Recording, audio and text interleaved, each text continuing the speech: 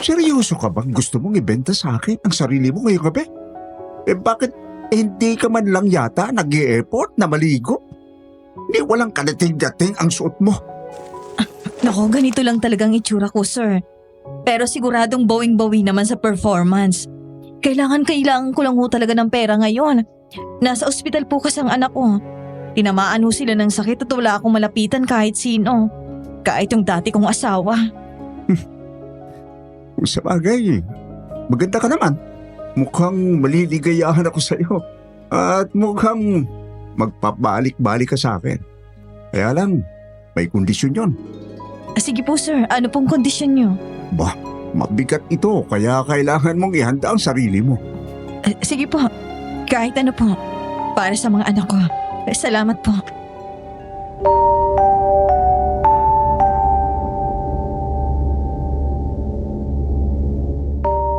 Napunta ka na ba sa isang sitwasyon na walang-wala ka ng malapitan? Pero kung hindi ka kikilos, mahuhuli na ang lahat.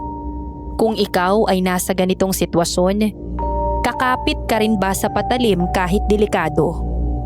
Paano kung isa kang nanay at buhay ng mga anak mo ang nakataya? Paano kung malaking sakripisyo ang kapalit? Kung nakaka-relate ka at gusto mong malaman ang kwento ng butihing ina na si Marisa, na nagsakripisyong ibenta ang sarili sa hindi kilalang lalaki para maisalba ang buhay ng mga anak. Pakinggan mo ang kwentong ito. I-comment ang inyong reaksyon sa ating comment section at maraming salamat po. Magandang araw po, Miss Ligaya. Itago niyo na lang po ko sa pangalang Marisa. 56 years old na sa kasalukuyan. Ang bunso kong si Sofia ay mahilig makinig sa mga horror story. Kapag day off niya sa trabaho, habang naglilinis ng bahay, ito ang kanyang pinapakinggan. Isang araw, inikayat niya ako na magbahagi din ng sariling kwento. Kasi alam niya na bukod sa nakakatakot, ay maraming makaka-relate. Lalo na ang mga single mom na kagaya ko. Ipapaalala ko lang po na lahat ng tunay na pangalan ng lugar at taong sangkot sa kwento ko ay binago ko para na rin makaiwas sa anumang hindi magandang consequences. At meron akong ipagtatapat sa inyo. Ibinenta ko ang sarili ko sa isang lalaking aswang para maisalba ang buhay ng anak kong malala ang kondisyon sa ospital. Kung gusto niyo pong malaman kung ano ang naging consequences, pakinggan niyo lang po ang kwento ko. Sisimulan ko ito sa taong 2011. 10 taon na ang nakakalipas simula nang makipag-ugnayan ako sa aswang. Isang tanghali, habang abala ako sa pagtitinda ng karne sa palengke, bigla na lang na may tumawag sa aking number.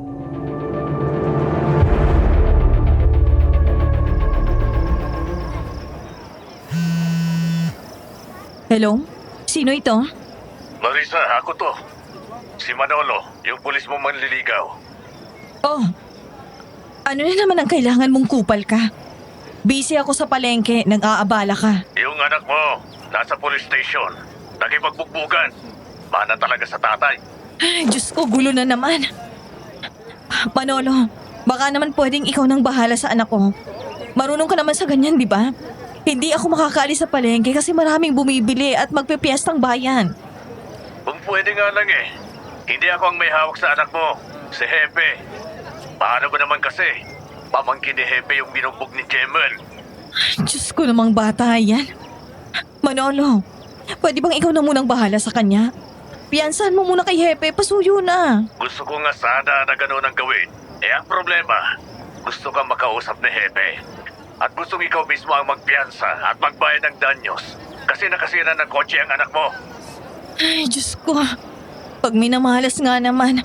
Sige na, pupunta ako dyan. Magpapaalam lang ako kay Aling Marites. Sige, ingat. Agad akong nagpaalam kay Aling Marites na may emergency. Mabuti na lang at pumayag ang mataray na may-ari ng karnihan. Humahangos akong pumunta sa police station at pagdating ko doon, sinalubong agad ako ni Manolo.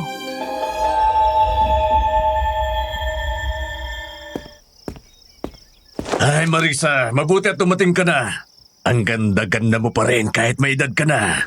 He, ikalma mo nga yung butsi mo. Nasaan ang anak ko? Ayun o, umihimas ang rehas. Mana sa tatay na basagulero. Anak! Jemuel, ano bang problema mo't ikay nakipag-away na naman? Pamangkin pa ni Hepe yung napagtripan mo? Kung pagagalitan mo pa ako, mas mabuti pang di ka na lang pumunta dito. Wala ako sa mood na makinig sa mga sermon mo, ma. Naiintindihan ko. Pero magsabi ka naman sa akin, anak, kung may problema ka. Hindi yung idadan mo sa init ng ulo. Hindi tama yun, anak. E paano magsasabi? Palagi kang wala. Hoy, Marisa, hanap ka na ni Hepe. Oo nga pala. Anak, mag-usap tayo mamaya sa bahay. Sumimangot lang si Jemuel sa sinabi kong yun. Ako naman ay nagmamadaling pumunta sa opisina ni Hepe para makipag-usap. Halagang 30,000 din ang binayaran ko. Discounted pa yon dahil naawa sa akin. Nakauwi rin kami agad ni Jemuel at pagdating sa bahay, saka ako siya kinausap.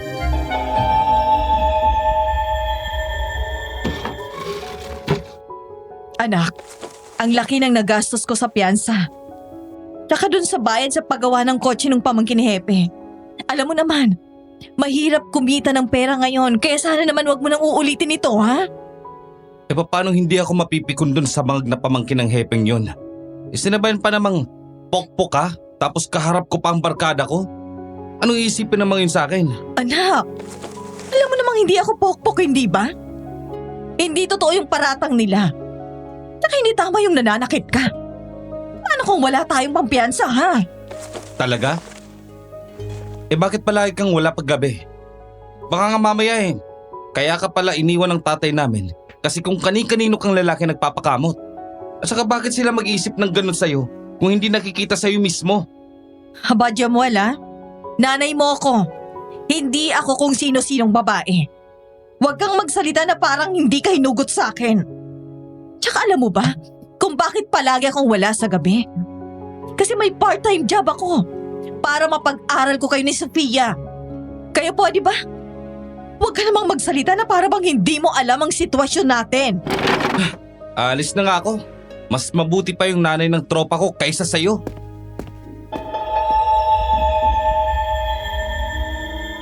Padabog na umalis si Jemuel at naiwan naman akong napaupo na lang sa sofa.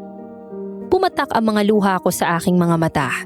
Kaya nga inililihim ko sa mga anak ko ang kasunduan sa aswang dahil alam kong magiging masama ang tingin nila sa akin. Napapunas ako ng luha nang marinig kong may pumasok sa pinto. Dumating na pala si Sofia. Nagmamadali itong lumapit sa akin at pinaghahalikan pa ako sa pisngi.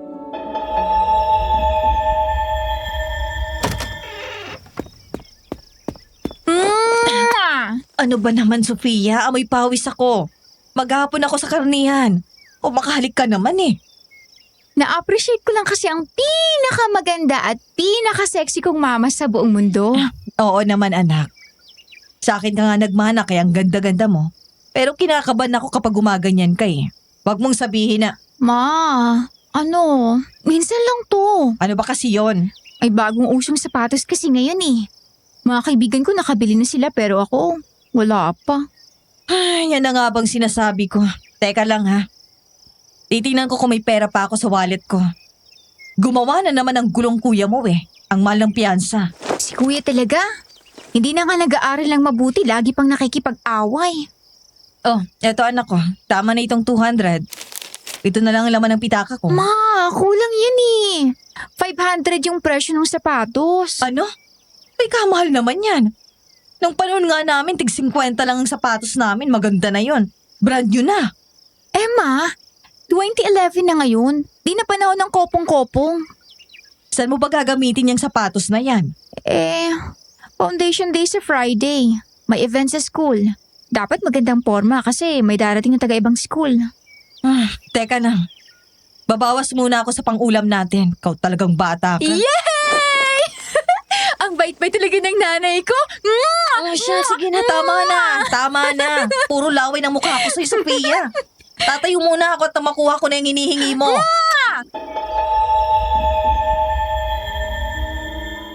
Namimigat ang katawan ko na pumasok sa loob ng kwarto ko para kumuha ng pera sa aparador. Pumasok naman si Sofia sa kwarto niya para magpalit ng damit. Abala ako sa paghahanap ng pera nang bigla na lamang mag-ring ang di-keypad kong cellphone.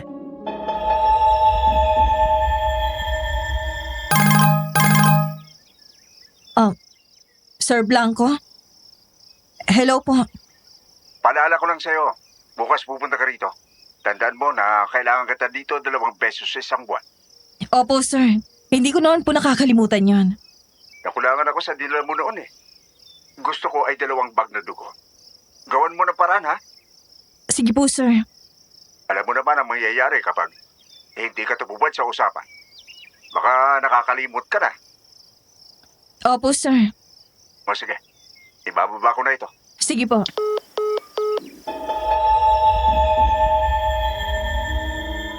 Bayad na kasi ni Sir Blanco ang sarili ko nung araw na ibinenta ko ang katawan ko sa kanya. Malaking pera ang nakuha ko at gumaling ang mga bata. Pero ang kondisyon ay hindi biro.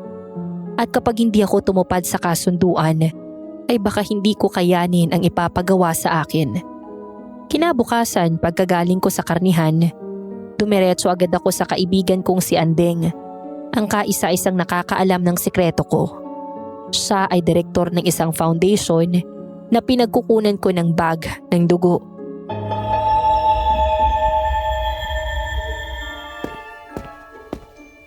Andeng, salamat ha. Ang galing mo talaga kahit kailan. Nakakapuslit ka ng ganito sa akin. Iba ka talaga. Kaya kailangan lang talaga nating pag-ingatan, Marisa. Kasi ginagamit kong pangalan ng foundation para maghanap ng taong magdodonate ng dugo para dyan sa sir mo. Bukod sa operasyon pa yun ha. Kaya pagpasensyahan mo na. Medyo mahal ang bayad pero sigurado naman. Oo naman, walang problema. Napakalaking bagay nang ang ginagawa mo para sa akin, Andeng. Walang problema. Ngayon ako bumabawi sa'yo kasi nung panahong kailangan mo, walang-wala rin ako. Napunta ka tuloy sa ganyang sitwasyon. Andeng, pwede kayang ano? Oh, ano yun, Marisa? Baka pwedeng sa susunod ko na lang bayaran.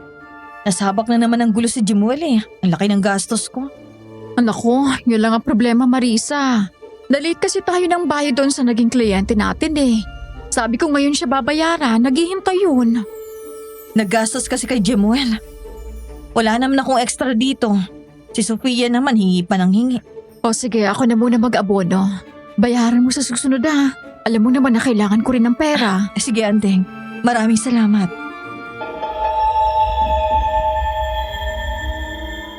Nakahinga ako ng maluwag nang hawak ko na ang 2 dugo na iaalay ko kay Sir Blanco. Makakaraos na naman. Kinagabihan, pagkagaling ko sa panggabing trabaho, ay agad akong dumiretso sa kanyang bahay na nasa liblib na lugar pa.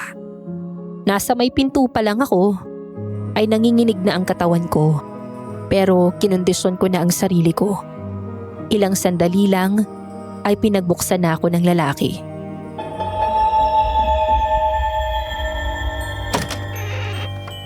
Mabuti naman at dumating ka na, Marisa. Tumupad ka sa usapan. Kailangan ko po itong gawin. Kaya bakit hindi ako tutupad sa usapan? Sige na, pumasok ka na. Opo. Nanginginig ang katawan ko na pumasok sa loob. Pagkatapos ay naupo kami sa sofa at ipinagsalin ko siya ng dugo sa baso. Hindi ko maiwasan na kilabutan habang nilalagok niya ang dugo at sinasalat niya ang kahit kaunting pumapatak sa ibaba. Halatang hayok na hayok siya sa dugo ng tao. Masarap ang dugo na nadala mo ngayon Nagustuhan ko.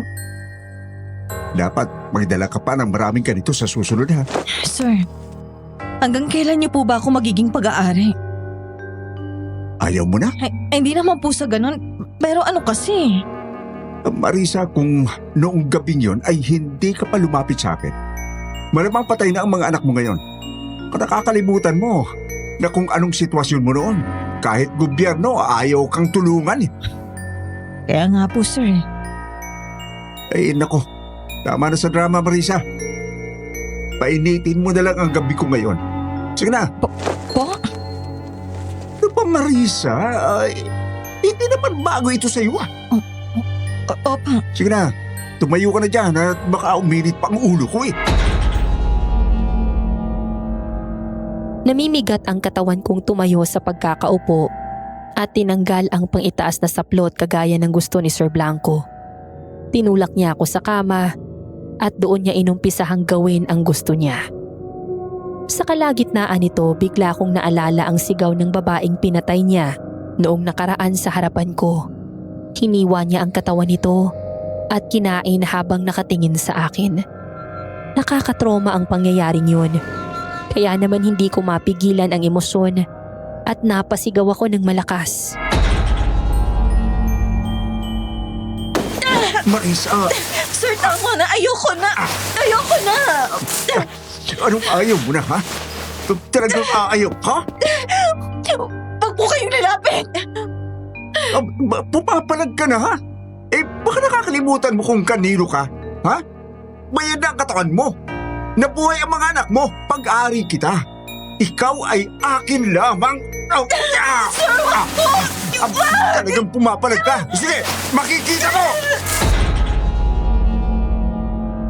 Sa pagkakataong yun ay hinila muli ako ni Sir Blanco at umibabaw siya sa akin.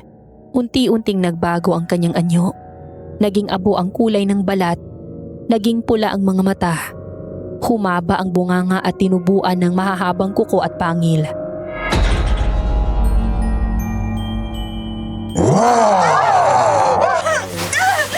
Pumapalag ka! Makikita mo yan!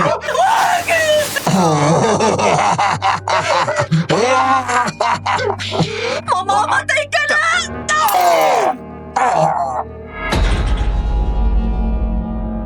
Mabuti na lang at nahigit ko ang maliit na flower vase kaya nahampas ko ang aswang. Pahangos akong tumayo at lumabas ng kwarto pero hinila niya ang aking paa tsaka humalakhak ng malakas. Sige, palis ka. Tandaan mo, kayang-kaya kong patayin ang mga anak mo. Walang iya ka! Wala ka naman magagawa. Ikaw ang lumapit sa akin at nagbenta ng katawan mo. Ito ang kapalit ng lahat ng yan. Mamili ka. Buhay ng anak mo o gagamitin ko ang katawan mo. Gamitin mo na lang ang katawan ko! Huwag ang mga anak ko! Marunong ka naman pala mag-isip. Sige na, balik na tayo sa ginagawa natin. Babalik na ako sa dati kong anyo, pero huwag kang papalag. Wala na akong nagawa kundi ibigay muli ang katawan sa aswang na yon. Mabuti na lang at pumapayag itong gumamit ng proteksyon kaya hindi ako nabubuntis. Umaga na nang makauwi ako sa bahay at sobrang nanlalambot ang aking katawan kaya naman wala akong lakas para magluto ng almusal. Nadatnan ko na lang si Jemuel na nakahiga sa sofa.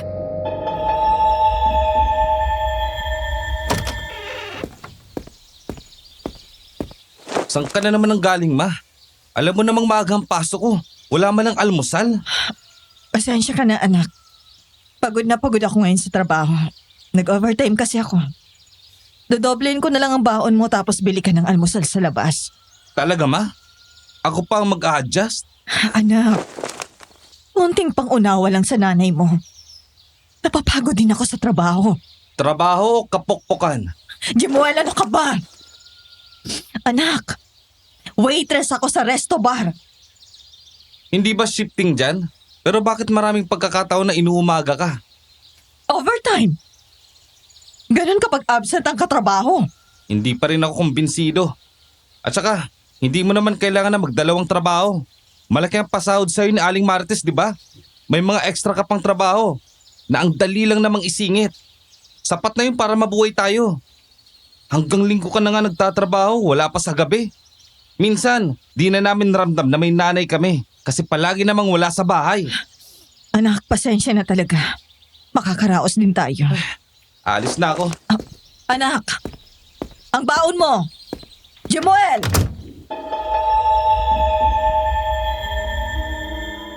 Kahit lumingon ay hindi na ginawa ni Jemuel kaya Binalik ko na lang sa pitaka ang pera. Nakita kong lumabas na ng kwarto si Sofia at sa lamesa na ang diretsyo nito. Nakita nitong walang luto kaya lumapit ito sa akin.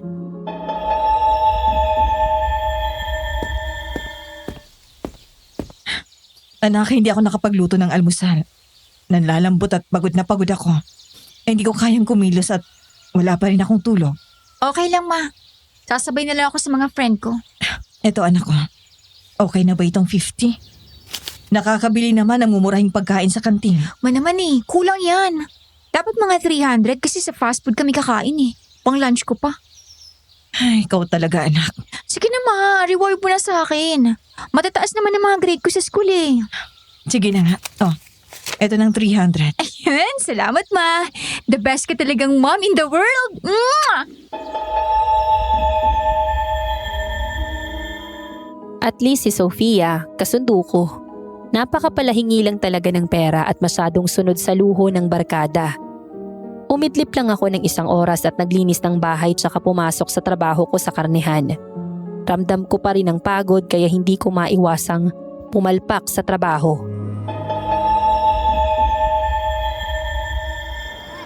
Marisa!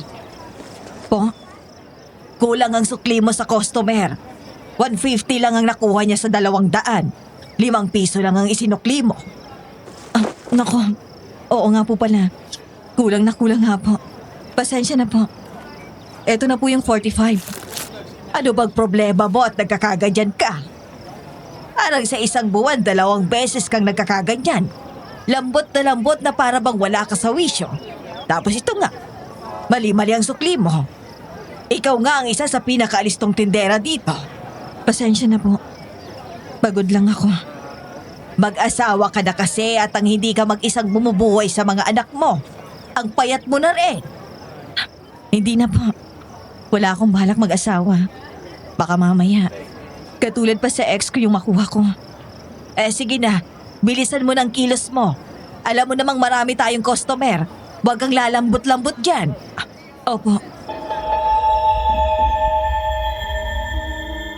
Pinilit ko pa ring magtrabaho ng maayos buong maghapon kahit hindi maganda ang pakiramdam. Pagkalabas ko ng hapon ay dumiretso pa ako sa resto bar para sa panggabing trabaho. Pagka-serve ko ng beer at sisig sa isang grupo ng lalaki ay bigla na lamang may humila sa akin.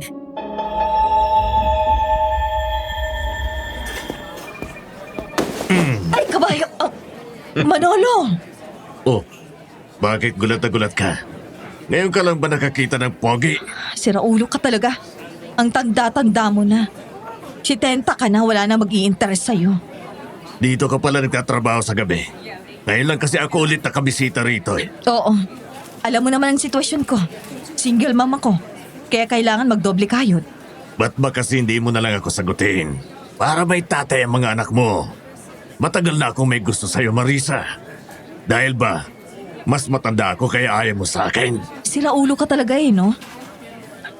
Tigang ka lang kaya ka nagkakaganyan.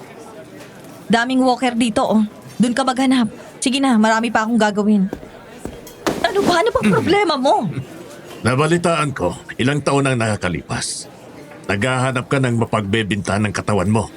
Kasi nasa ospital ang mga anak mo. Sayang nga lang. At sobrang busy ko ng mga panahon yun. Dapat ako na lang Pwede ba itigil mo na yan? Ang dami ko pang trabaho. Ang ganda-ganda mo, Marisa. Ang bata mo pa rin tingnan hanggang ngayon. Ano ba? Huwag mong hawakan ang mukha ko. Aray! Walang hiya ka. Manyak! Sa susunod na bastusin mo pa ako. Hindi lang sipang matitikman mo sa akin. Sinasabi ko sa'yo. Ipinagpatuloy ko na ang trabaho ko at naiwan si Manolo. Pagkatapos ng trabaho ko sa resto bar, dumaan pa ako sa kliyente namin sa isang lending company kung saan ako umi-extra. Mabuti na lang at gising pa. Sinamantala ko na rin ang pagpapa-order sa brochure. Di ko to pinakawalan kasi pambayad sa tuition to ng mga anak ko. Pagdating ko sa bahay, ay pagod na pagod ako tapos naabutan ko pa ang mga barkada ni Jimuel. Nakakaalis lang at napakakalat pa ng bahay.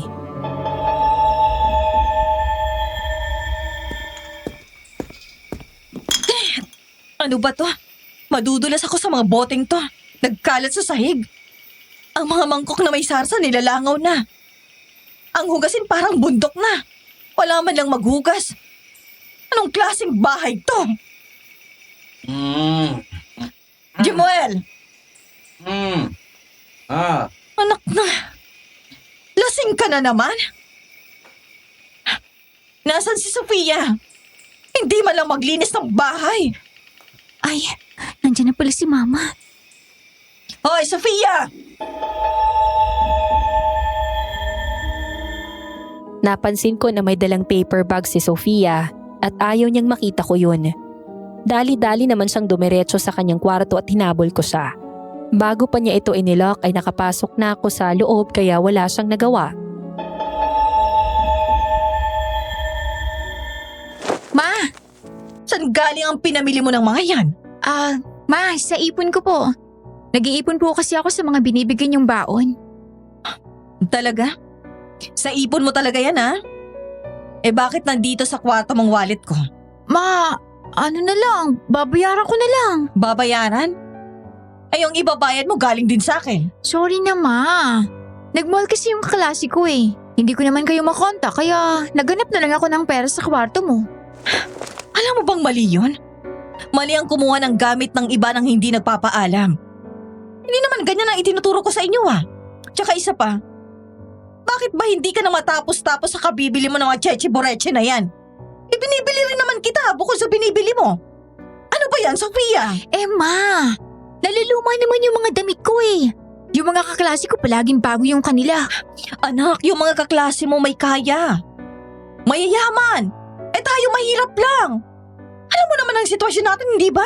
Iniwan tayo ng tatay mo. Hindi ako masaya kapag wala akong bagong pangporma o napag-iiwanan ako ng mga kaibigan ko. Eh sino bang may gustong mabuhay kami ni Kuya? Eh di ba kayo? Obligasyon ninyo na ibigay sa amin ang buhay na gusto namin. Kaya bakit ka po nagagalit na ginagastos kong pera mo? Eh anak niyo naman ako. Sofia! Pagod ako, Ma. Ayoko na ng sermon. Pagkasabi nun ay lumabas ako ng kwarto ni Sofia at dumiretso sa kwarto ko. Pagdating doon ay tsaka ko nilabas ang luhang kanina ko pang pinipigilan.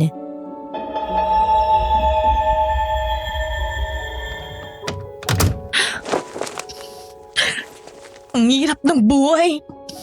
Buisit na buhay to. Buisit! Buisit! Kapag minamalas ka nga naman. Hello? Sir Blanco? Nabibitin na ako ngayon sa dugo. Sa susunod, dagdagan mo na ang isang bag, ha? Sir, ang mahal-mahal niyan. Sa isa nga pahirapan na ako, sa 3 pa kaya. Alam niyo naman pong sitwasyon ko. Eh bang nakakalimutan mo na? Isa sa usapan natin ay susundin mo ang lahat ng gusto ko. Sinusunod ko naman po, sir. Pero sana unawain niyo rin naman ang sitwasyon ko. Hirap na nga ako sa buhay namin ng mga anak ko. Yung lecheng kondisyon niyo pa. Hindi naman ako robot na hindi napapagod. Tsaka isa pa, kahit anong sabihin niyo, sir, hindi niyo ako pag-aari. Ah, talaga? Pumapalag ka na ngayon, ha? Sir? Sir! Ay, Diyos ko! Nawala na ako sa sarili ko kaya di ko na naingatan ang mga sinabi ko. Nakalimutan kong hindi nga pala basta-basta si Sir Blanco. Hindi maganda ang kutob ko sa pagkakapatay niya ng tawag. Kaya naman isinara ko ang mga bintana at siniguradong nakalock ang pinto. Pero nangyari ang kinatatakutan ko. Nang bandang 12:00 na biglang may kumalabog sa bintana.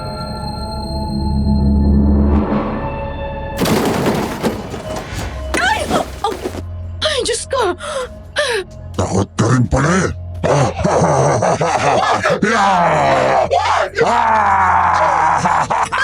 Hindi mo ako pwedeng tanggihan, Marisa, dahil akin ka. Pag-aalis kita! Bitawan mo ako! Bakit pinagalitan mo ako kanina, ha? Ngayon, ikaw naman ang pagkagalitan ko at mas malala pa.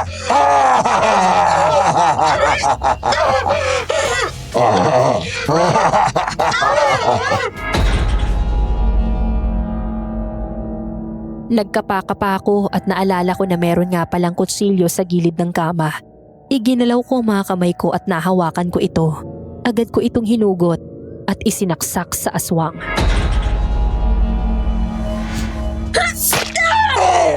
Mamatay ka na!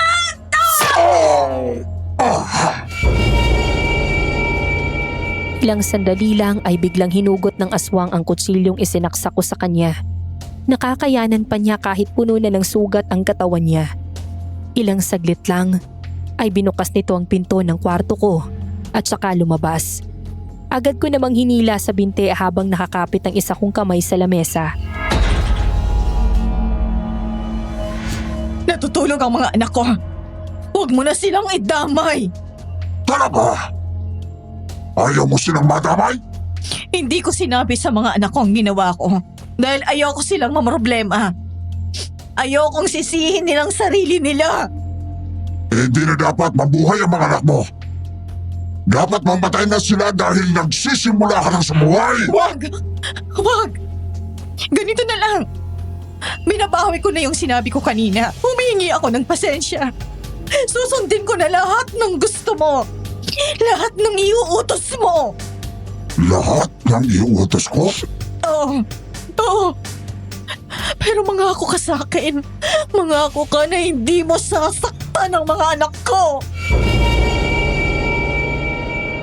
Pagkasabi ko noon ay umalis na ang aswang at dumaan sa bintana. Napahagulgol na lang ako ng iyak. Hindi ko na alam ang gagawin. Hirap na ako. Kinabukasan, maaga akong bumangon para ipagluto ng almusal ang mga anak ko. Si Jamuel ay hindi nagsasalita kagaya ng dati. Si Sofia naman ay naninibago ko dahil hindi naman siya tahimik na tao pero biglang naging walang kibo.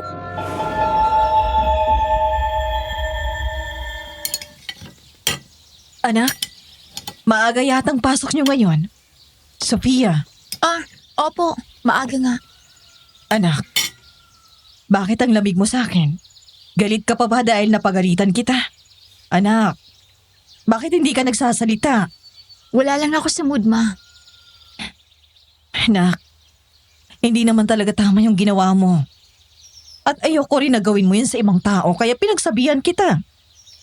Kapag kailangan mo ng pera at hindi mo ako makontak, hintayin mo na lang ako makauwi. Kaysa mangungupit kay maling gawain yun, anak. Tapos na po ako. Pasok na ako, ma. Mag-iingat ka. Ang baon mo nilagay ko na sa bag mo. Hindi man lang sumagot si Sofia at pahangos pa itong lumabas ng bahay. Napabuntong hininga na lang ako sa harap ni Jamuel at ng pagkain dahil sa konsumisyon.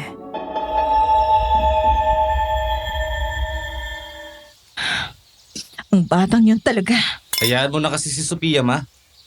Masipag naman siya mag-aral at matataas ang grado niya. Nakakatipid ka nga sa tuition pagdating sa kanya kasi kaunti na lang binabayaran dahil scholar siya. Anak, mali naman yung pangungupit niya. Anong gusto niyo? Konsintihin ko kayo? Alam niyo ba ang dahilan bakit ganyan yan? Ikaw anak, alam mo ba? Sabihin mo nga sa akin. Alis na ako. Anak, hindi ka pa tapos kumain. Saan ka pa pupunta? Akala ko wala kang pasok ngayon. Sa girlfriend ko. Mas mabuti pa doon. Aalis ka rin naman, di ba?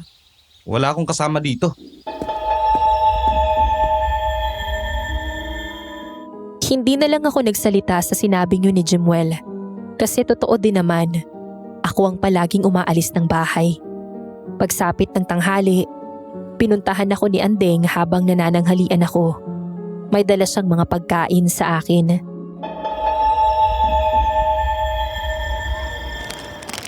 Wow, ang dami nito Nagpakaabala ka pa, Andeng. Pakain naman ako rito, Aling Marites. Piyesta kasi sa amin. Maraming pagkain tapos inaalala ko rin kung kumakain ka ba ng tama kasi puro katrabaho. Ay nako, okay lang ako. Kinakaya ko pa naman. Siya nga pala, may sasabihin pala ako sa'yo. Oh, ano ba yun? Gusto ni Sir Blanco na 3 bag ng dugong ibibigay ko sa kanya. Ay nako, ang mahal-mahal pa naman ng bayad. Yun na nga eh. Pero wala tayong magagawa kasi alam mo yon. Hindi ba sa tao yung blanco na yun eh? Kaya nga eh. Matagal na panahon nang lumipas. Bayad na ako sa kanya. Ano kaya kung gumawa na ako ng paraan para puksain siya? Ipapapulis mo? Hindi yun madadaan sa ganon. Iba yun eh. Eh anong gagawin natin, Marisa? Meron kayong tao na mas magaling o marunong kaysa albularyo o manunugis? Yang mga yan, ilang beses na siyang nakapatay. Pinapatay niya yung ibang tao na ikinakalat na aswang siya. At kahit gaano kabisang pangontra ng mga yan, hindi pa rin nakakalampas. Wala na, Marisa. Pinakamalakas na yung mga yun eh. Yan anong gagawin ko? Habang buhay ko na lang pagtitisan to. Hindi na rin nakasagot si Andeng sa sinabi kong yun. Maski siya ay nakikita rin kung gaano kakomplikado ang aking sitwasyon. Nagpatuloy lang ako sa pang-araw-araw kong ginagawa at mabilis lang na lumipas ang mga araw.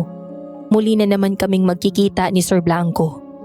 Naglinis na muna ako ng bahay bago pumasok sa karnihan at napansin ko na hindi pa bumabangon si Sofia.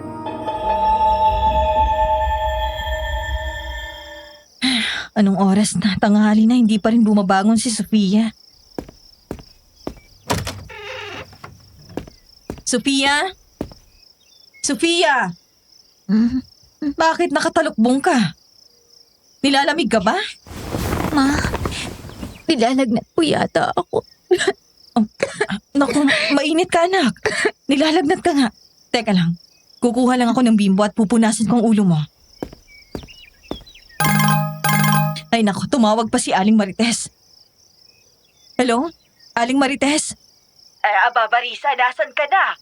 Hindi ba't sabi ko sa'yo agahan mo ngayon? Absent si Budoy at may patay sa kanila. Wala akong katulong dito. Marami pa namang customer. Kasi ang dami nating pa-order sa piyestahan. Hindi na ako magkanda-ugaga dito. Aling Marites, wala ba kayong ibang makakatulong? Si Sofia kasi nilalagnat. Hindi ko siya pwedeng iwan. Abay, sino bang ibang makakatulong ko? Kayo lang naman ni Budoy ang tauhan ko. Mas lalong hindi pwede ang mga anak ko. Lahat sila nasa Maynila. Hindi ko kakayanin ang mga ito. Hindi rin magandang pakiramdam ko. Kaya baka mag-collapse ako rito. Sige po, gagawan ko na lang ng paraan. Bilisan mo ha! Pumunta ka kaagad dito. Sige po. Diyos ko, anong gagawin ko? Ayun pala si Jemuel. Jemuel! Oh, ano yun ma? Makikisuyo naman ako na ikaw nang bahala sa kapatid mo. Nilalagnat kasi. Bakit di ka muna umabsent? Ay, hindi pwede anak.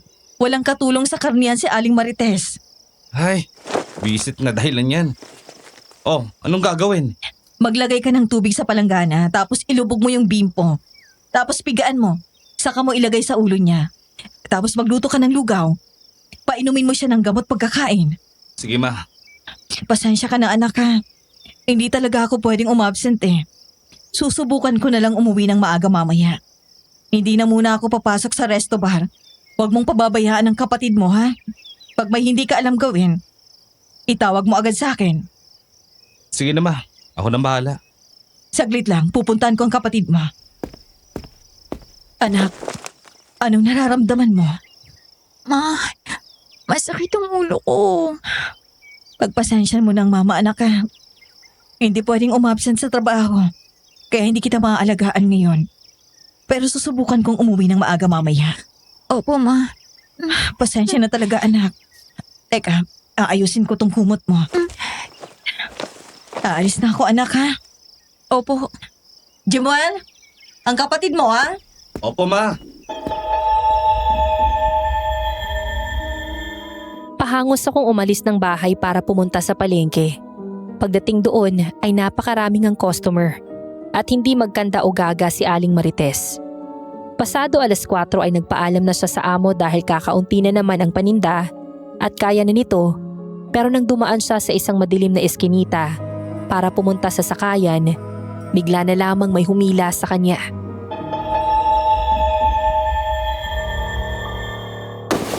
Ano ba? Hindi mo kasi ako pinagbigyan noon eh. Hindi ka pa rin tumitigil ha?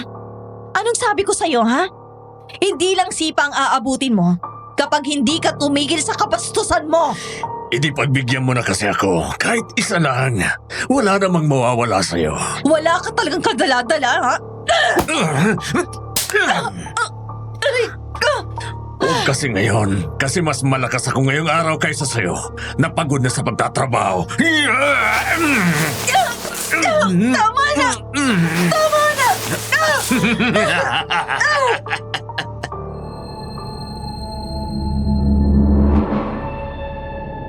Nangapa ang kamay ko sa semento.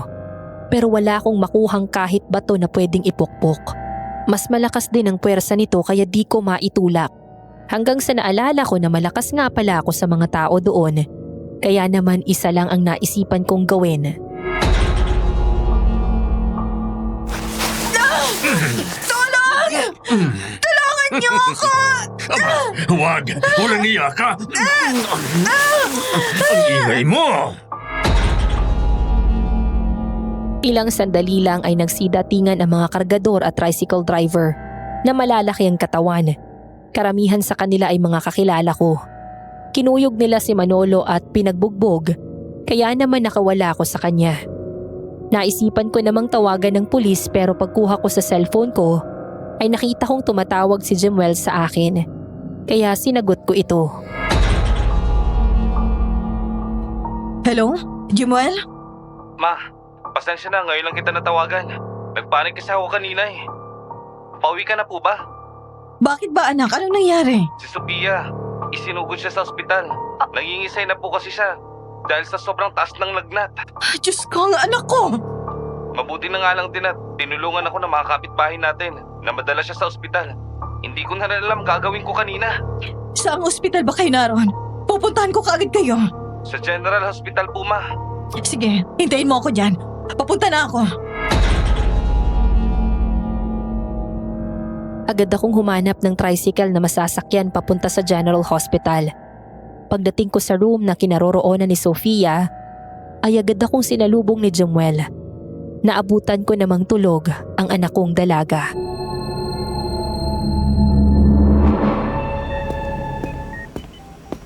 Oh, anak. Ano raw? Kumusta si Sofia? Anong sabi ng doktor? Maayos naman na siya, ma. Mamaya, babalik ulit yung doktor at nurse para i-monitor siya at painumin ng gamot. Ano daw bang findings? Na-overpatik daw si Sophia. Yun ang sabi ng doktor. Tapos, kaya siya nagkumbulsyon, igawa ng sobrang taas ng lagnat. At nade-dehydrate na rin daw ang katawan niya kasi nagsusuka na. Naku, ano bang ikinapapagod ng anak ko at nagkaganon siya? Hindi mo ba napapansin na nitong mga nakarang araw, palagi siyang umuuwing pagod. Tapos, hindi na siya humihingi ng pera sa iyo. Hindi mo napapansin kasi palagi kang wala. Anong ibig mong sabihin, anak? Nagtatrabaho siya. Iginagawa niya ng project ang mga kaklase niya. Para saan? Para di na siya umasa sa'yo ng mga pangluho niya. Talaga ba? Diyos ko. Ang anak ko.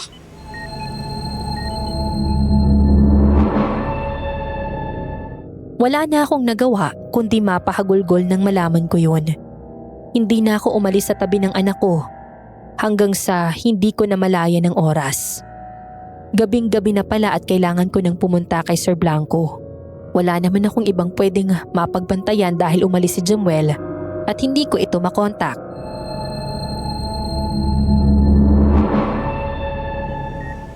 Diyos ko, malilate na ako. Paano kaya to? Hindi ko naman pwedeng iwan si Sofia. Ma, Ano yon, anak? aalis ka ba? Anak. Huwag mo akong iwan dito, ma, please. Teka lang, anak, ha? May tatawagan lang ako.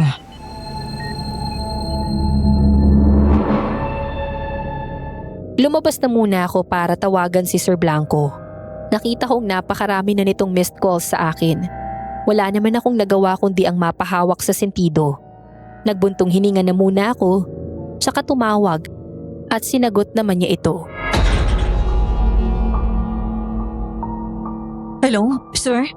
Isang oras na lang at kailangan mo nang pumunta rito. Kung hindi ay alam mo na ang mangyayari sa'yo. Sir, hindi po yata ako makakapunta kasi nasa ospital ang anak ko. Walang magbabantay sa kanya. Wala akong pakialam doon.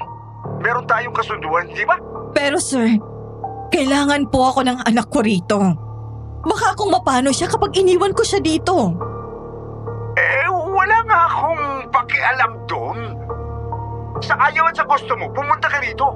Sir, isang beses lang naman po ako a-absent. Baka naman po pwedeng...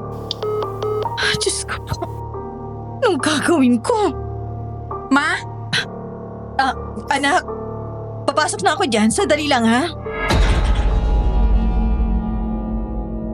Pahangos kong pinuntahan si Sofia at hindi ako makaalis kasi hindi talaga ito pumapayag.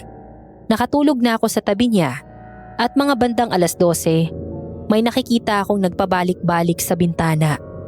Sumilip ako at napansin ko na may pulang bolang kristal na lumulutang sa dilim.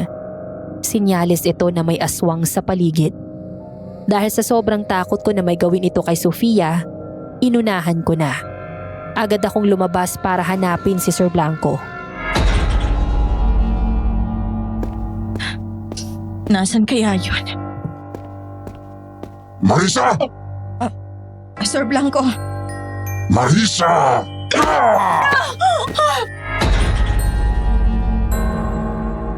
Wala akong nagawa nang hilahin ako ni Sir Blanco sa dilim.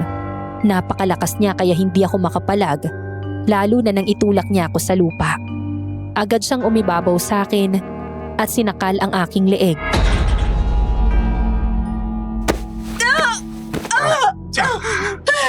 Baka nakalimutan mo. Utang na loob mo sa akin ang buhay ng mga anak mo. Kaya dapat susunod ka sa lahat ng gusto ko. hindi mo naiintindihan. Dahil hindi ka ina! Ano ba sinabi ko sa'yo, ha? Wala akong pakialam dahil may kasunduan tayo.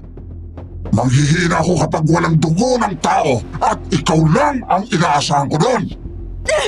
Walang iya ka! Nakakapa ako ng bato sa lupa at agad ko yung inihampas sa ulo niya. Nakawala ako sa aswang pero hinila niya ang aking buhok. Bitiwan mo ako! Kailangan kong bantayan yung anak ko. Hindi ka ba nakakaintindi, ha? May bukas pa naman. Baka pwedeng ipagpabukas na lang yung dugo at yung paglalaro mo sa katawan ko!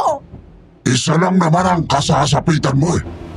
Kapag ipinagpabukas mo ang gusto kong mangyari, bukas na bukas din, nang maaga, hindi mo na maabot ang buhay ang mga anak mo. Ano ka ba? Wala ka ba talagang awa? Ang tagal mo na akong napakinabangan! 10 taon! Ang tagal ko na nagsasakripisyo sa'yo.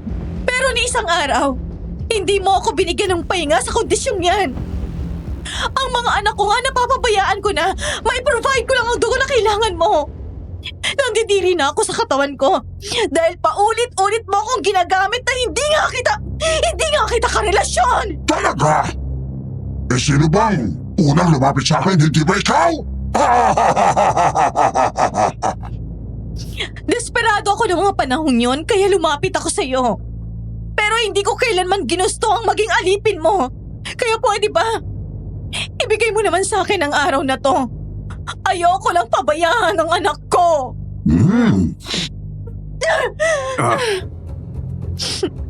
Pumapayag na ako pero may isang kondisyon. Kondisyon na naman? Palagi na lang may kondisyon. Wala ka ba talagang konsensya? Ano ba talaga mas malaga? Buhay ng mga anak mo o ang pride mo? Ano bang kondisyon? Bukas na gabi, kailangan mong magdala ng puso ng tao. Kapag hindi mo yun nagawa, pasensyahan tayo dahil makikita mo na lang na walang buhay ang mga anak mo. Ano? Uutusan mo akong pumatay ng tao? Hindi na tama yan! Sobra na yan! Hindi ko yun magagawa! Ulitin ko, ano bang mas mahalaga? Buhay ng anak mo o ang pride mo? Hindi na ako nakasagot. Pagkasabi nun ay umalis na agad ang aswang. Tulirong-tuliro ako ng mga oras na yun. At para talaga akong mababaliw, hindi ko na alam ang gagawin ko. Kinabukasan, naisipan kong kausapin si Andeng tungkol doon. dahil baka matulungan niya ako.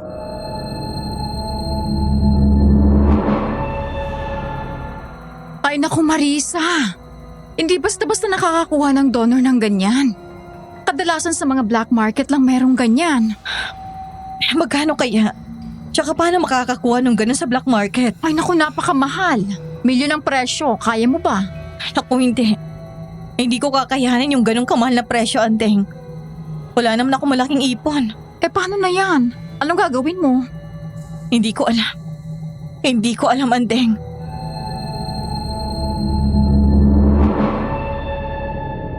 Tulirong-tuliro na ako sa mga oras na yun at hindi ko na talaga alam ang gagawin. Samantala, maghapon lang akong nagbantay sa ospital at nung gabi na yun, naisipan ko nang lumabas para maghanap ng paraan kasi nag-text na sa akin si Sir Blanco na nagbabanta. Sa punerarya ang diretso ko dahil nagbabakasakali na makabili sa kanila. Pero biglang may nagtakip ng panyo sa bunganga ko at dinala ako sa sukalan.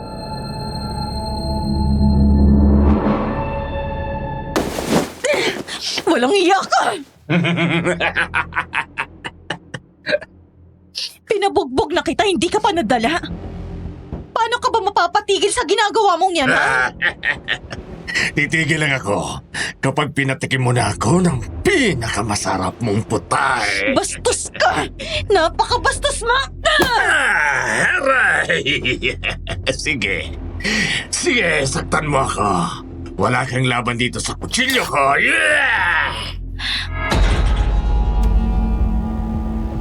Agad akong naging alerto at iginalaw ko ang kamay ko at nag-ipon ng puwersa. Pagkatapos ay inagaw ko ang hawak niyang kutsilyo at itinutok sa kanya.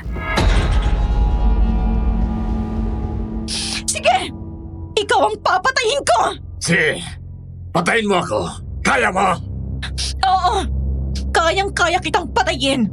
Lalo na sa ginagawa mo sa akin! Sige, patayin mo ako. Magiging nakakaya ka sa mga anak mo kapag nabunyag ang mga ginawa mo. Una, ibinenta mo ang katawan mo kay Blanco na isang aswang pala. At pagkatapos, pinatay mo ako. Naging mamamatay tao ka. Paano mo nalaman ang mga yon, ha? Hindi ba nga? Patay na patay ako sa'yo. Sinusundan kita sa gabi. At alam ko kung saan ka pumupunta. Kaya wala kang maitatago sa akin. Walang iyak ka! Pagbigyan mo na lang kasi ako. Bigtiwan mo ako! Nagdilim na ang paningin ko. Kaya naman nakaipon ako ng lakas at binaliktad ko ang pwesto namin. Ako na ang nasa ibabaw niya. Pinulupot ko ang kutsilyo at walang habas na pinagsasasaksak ang bastos na lalaki.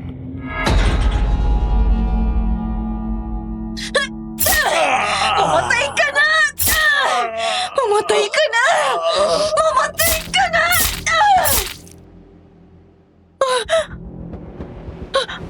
Teka, Manolo? Manolo! Nandilim ang paningin ko. Napatay ko yata siya. Anong gagawin ko sa kanya? Alam ko na. Yung puso niya. Iaalay ko kay Sir Blanco. Yun na nga ang naisip ko.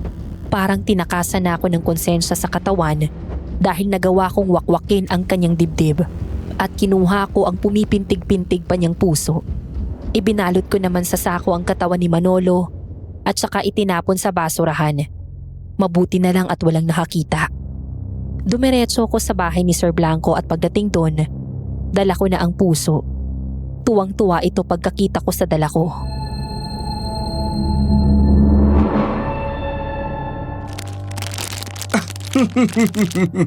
Magaling ang ginawa mo.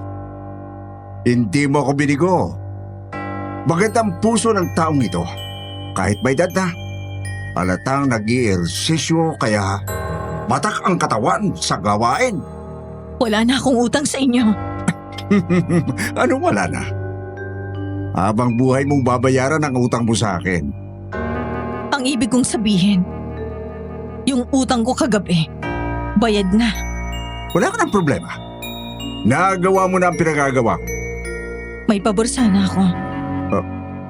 Ano yun? Pwede bang hindi ko muna ipagamit sa yung katawan ko ngayon?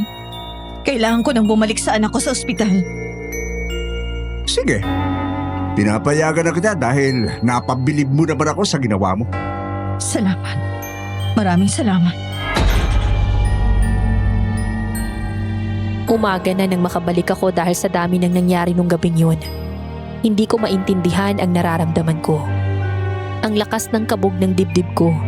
Nandidiri ako sa mga kamay ko sa tuwing naaalala ko ang ilang saksak na ginawa ko.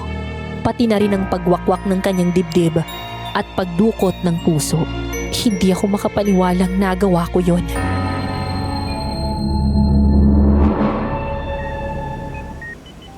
Ma, Anak, bakit ba nakatulala ka dyan? wala. Puyat lang siguro ito, anak. Inumaga ka na naman ng uwi. Si Sofia, kani-kanina lang yan nakatulog kasi inaalala ka. Kasi hindi ka pa dumarating. Naku, napuyat pa lang anak ko. Ma, kailangan ko nang umalis. Saan ka pupunta? Sa bahay ng girlfriend ko.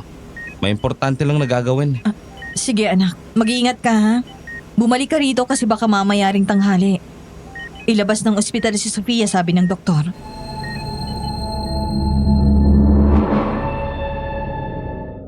Hindi naman sumagot sa sinabi ko si Jemuel at nagmamadali na itong umalis. Napansin ko na parang balisa siya. Kaya nag-alala ko. Pero bigla namang umungol si Sofia habang natutulog kaya napapitlag ako.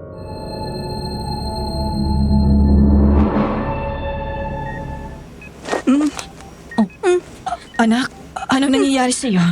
Huwag mo akong sasaktan! Huwag mo akong sasaktan! Anak, nananaginip ka. Anak, Gusto ko ng bagong damit para di na nila ako sinasaktan. At sinasabihang basahan. anak, Sofia. Ano bang nangyayari sa'yo, anak? Kumising ka. Anak, nagsasalita ka ng tulog. Ayos ka lang ba? May nararamdaman ka ba? May masakit ba sa'yo? Anong nangyayari sa'yo, anak? Halika nga rito. Yayakapin kita. Shh! Tana. Tana, anak. Tana.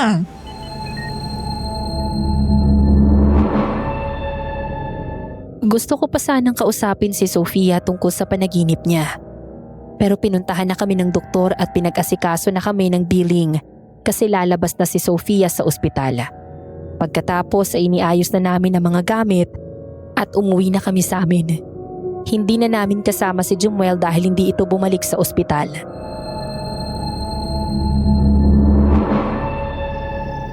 Si Kuya Jemuel. Ewan ko ba sa kuya mong yan? Sabi ko bumalik sa ospital, hindi naman bumalik tapos hindi pa makontak. Kagabi nga po napansin ko na parang balisa si Kuya. Tapos may kausap sa call. Yung girlfriend niya yata. Baka nag-aaway sila ng girlfriend niya, anak. Kaya nga po eh. Ma, andyan na yata si Kuya oh. Teka, pupuntahan ko. Sige po ma.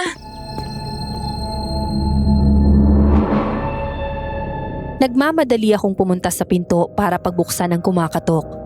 Pagbukas ko ay natigilan ako. Hindi lang si Jemuel ang nakita ko. May kasama itong babae at may dala pang mga gamit. Nagmano ito sa akin at pinapasok ko naman sila sa loob at pinaupo sa sofa.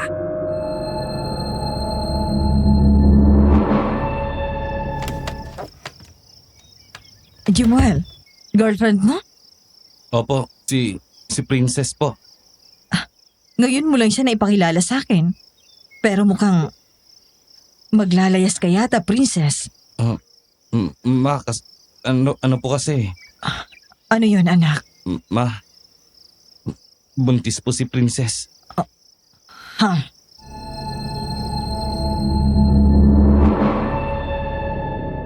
Naumid ang dila ko sa sinabing yun ni Jemuel. Hindi ako nakapagsalita. Bata pa ang anak ko at hindi pa nakakagraduate ng college. Wala yun sa plano. Huminga na muna ako ng malalim at ikinalma ang aking sarili.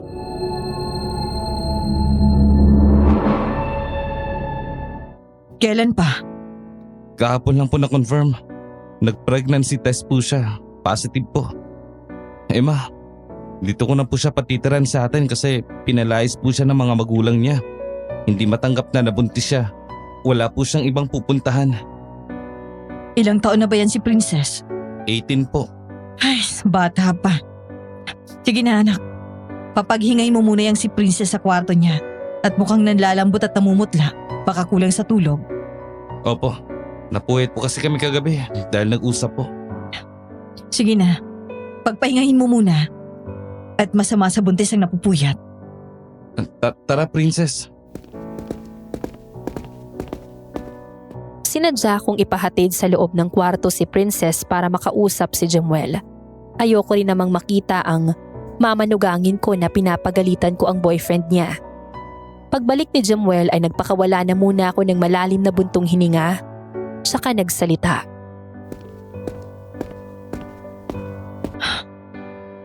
Jemuel anak, alam mo ba yung pinasok mo? Siyempre, magiging tatay na ako ma. Kaya mo na bang maging tatay? Anak, wala ka pang alam sa buhay. Nag-aaral ka pa lang. At ni minsan hindi kita pinagtrabaho. Kaya wala ka pang alam sa bagay na yan. Anak, malapit ka na sana makapagtapos. Bakit sasayangin mo naman? Pero kailangan kong panagutan to. Kailangan kong matuto at magpakama sa anak ko. Ang tanong hanggang kailan? Tingnan mo kami ng papa mo. Maaga din kaming nakapag-asawa at hindi nakapaghanda sa buhay. Alam mo naman kung anong nangyari, di ba? Naghanap siya ng iba at iniwan tayo. At sa panahon na kung kailan kailangan natin siya, wala tayong maasahan. Kasi hindi pa siya tapos sa pagkabinata. Pero hindi ako kagaya ni Papa. Hindi porket anak ako ni Papa ay magiging kaparehas ko na siya. Dahil hindi yun mangyayari. Magpapakama ako sa anak ko. At magpapakaasawa ako kay Princess hanggang sa huling hininga ko. Hindi ako gagaya kay Papa. Hindi. Pero anak, bakit hindi ka man lang nag-isip? Napakahirap ng buhay. Napakahirap kumita ng pera. Napakahirap magpalaki ng isang bata. Nakita niyo naman sa akin, di ba? Hindi pa kayo natuto. Nagpapakaina at nagpapakama nga kayo sa amin. Pero yung atensyon, naibigay mo ba? Palagi kang wala. Di sa graduation ko wala ka. At alam mo ba, si Princess ang nakaramay ko nung panahon na gusto kong maalagaan at mabigyan ng atensyon. Inaalagaan niya ako kapag may sakit ako kasi hindi ako dumadaing sa iyo. Kasi palagi kang wala. Palagi ka na lang nasa trabaho. Trabaho. Anak, hindi mo kasi naiintindihan. Anong hindi naintindihan? Minsan ka na nga lang namin makasalo sa pagkain kasi may trabaho ka. Tama naman na nagtatrabaho ka para sa amin pero minsan napapatanong ako kung may nanay pa ba ako. I'm sorry, anak. I'm sorry. Si Sophia. Alam mo ba kung bakit ganyan yan? Kung bakit gusto niyang sumabay palagi sa luho ng barkada? Gustong palaging bago ang damit at sapatos? Hindi yan ganyan dahil wala lang. Bakit, Sofia? Bakit, anak? Nabully po ako, ma. Nung high school. Anak, bakit kanila binuli? Dahil mahina raw ako. Lampa, ganon. Sinasaktan nila ako. Nilalagyan ng bato ang bag ko tapos nilalagyan ng bubblegum yung ulo ko. Tapos pinapasa nila ako ng sigarilyo.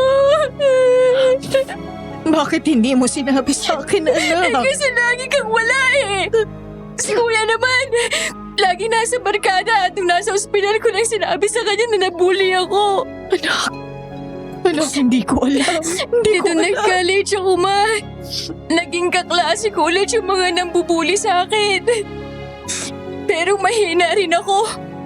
Para hindi nila ako mabuli, nakipagkaibigan ako sa mga malalakas kong kaklase na may kaya at mayayaman. Pero para hindi nila ako iwan, kailangan kong makipagsabayan sa kanila. Kaya pala, anak. Kaya pala gusto mo na bago ang forma mo. Bagong mga gamit. Opo. Kasi kapag hindi ko ginawa yun, baka mabulit din nila ako eh. O kaya mawalan ako ng kaibigan na magtatanggol sa akin. I'm sorry, anak. I'm so sorry, anak ko. I'm sorry.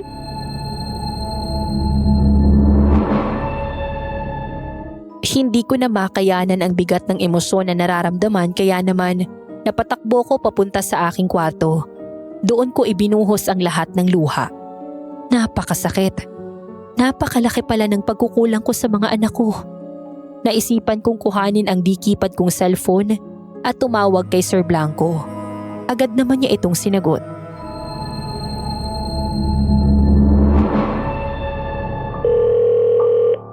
Hello, Marisa. Namiss mo ba ako? Sir Blanco, may ipapakiusap po sana ako sa inyo. Ano yun, Marisa? Gusto kong maglaan ng oras para sa mga anak ko. Pwede bang sa katapusan na lang ako pumunta dyan? Dodoblehin ko na lang. Talaga? Sir, parang awa niyo na po. 1 linggo lang naman. Titigil muna ako sa pagtatrabaho para makasama nila ako sa bahay. Oo. Nagustuhan ko naman yung mga ginawa mo noon. O sige, bibigyan kita ng mahabang day off. Sa katapusan ka na pumunta rito. Talaga po, sir. Maraming salamat po. Maraming salamat po talaga. Basta siguraduhin mo lang ha. Doble sa susunod. Opo, sir. Sigurado po.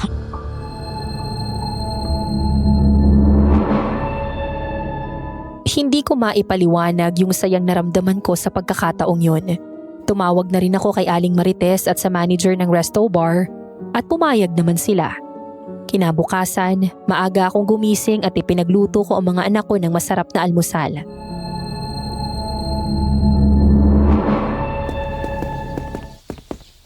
Good morning, mga anak. Wow! May tusino! Paborito ko to! Oo, anak. Alam kong paborito mo yan kaya niluto ko. Nagluto din ako ng longganisa para sa kuya mo. Ikaw, princess, hindi ko pa alam ang paborito mo. Kaya hindi kita nalutuan pero sa susunod, may pagluluto na rin kita. Ma, anong meron? Anak naman, nagluto lang naman ako ng almusal eh. Para naman akong may ginawang kakaiba. Hindi ka ba magtatrabaho? Ganitong oras, umaalis ka na oh. Huwag kang mag-alala. Nakalive ako ng 1 week. Namiss ko lang kayo na ipagluto ng almusal. Nakakapanibago. Oo nga ma, parang hindi ikaw yan. Ay nako, masasanay din kayo. Ang mabuti pa kumain na kayo at baka lumamig na yung sinangag. Tsaka gumayak na kayo mamaya pagkatapos yung kumain. Pwede kayong pumorma. Bakit ma? Anong meron? Oo nga ma, wala namang may birthday ah. Pupunta tayo sa mall. Mamamasyal lang tayo tapos bilhin nyo kung anong gusto nyong bilhin. Talaga ma? Oo naman anak. Kaya bilisan nyo na dyan. Ikaw princess, kasama ka rin ha? Kasi parte ka na ng pamilyang ito. Hindi ako makapaniwala. Bilisan nyo na lang na kumain dyan.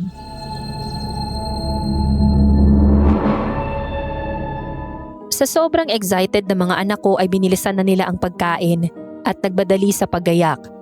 Namasyal kami sa park at mall tapos nagpikturan. Kumain din kami sa restaurant at pagkatapos nito, pumunta kami sa bilihan ng damit at sapatos.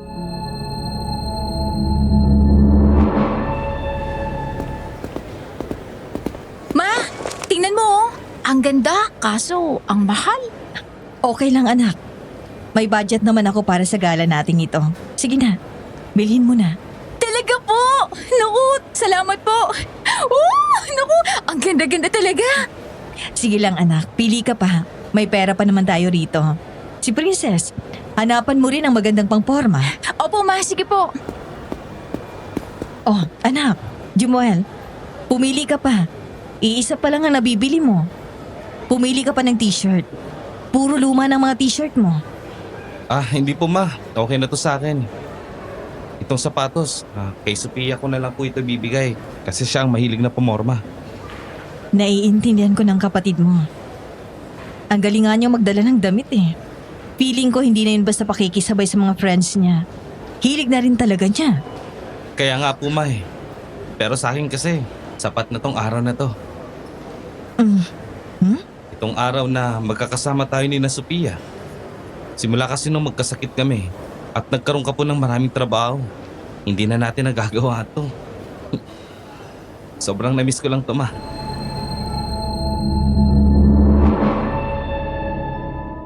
Hindi ko na napigilang maging emosyonal dahil sa sinabing yun ni Jemuel. Nangingilid ang luha sa mga mata ko, pero pinipigilan ko yung umagos. Samantala, pagkatapos naming mamili ng mga damit at sapatos sa mall, dumiretso kami sa simbahan.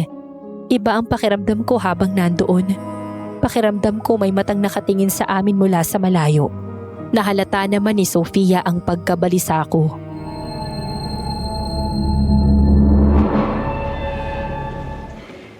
Ma, ayos lang po ba kayo? Oo naman, ayos lang ako. Sige na, makinig ka na lang ng homily ni Father. Huwag mo na akong intindihin. Sigurado ka ba, ma? Ayos ka lang? Bakit parang pinagpapawisan ka? Ayos nga lang ako, anak. Kayo talaga. Ma, may tubig dito oh. Gusto mo bang uminom? Namumutla ka rin kasi oh. Hindi na, anak. Salamat. Magsabi ka makakaagad ah. Kapag di ka okay, uuwi na tayo. Oo naman, anak. Huwag kang mag-alala. Hindi ko talaga maintindihan ang nararamdaman ko noon. Kung ano-anong pumapasok sa isip ko. Nagbalik sa alaala ko yung panahong sinasaktan ako ng aswang. Yung panahong pinatay ko si Manolo. Yung dugo. Yung puso na nahawakan ko. Pero pinilit kong ikalma ang sarili ko. Hanggang sa natapos ang misa. Gabi na, nang umuwi kami at magkatabi kaming matutulog.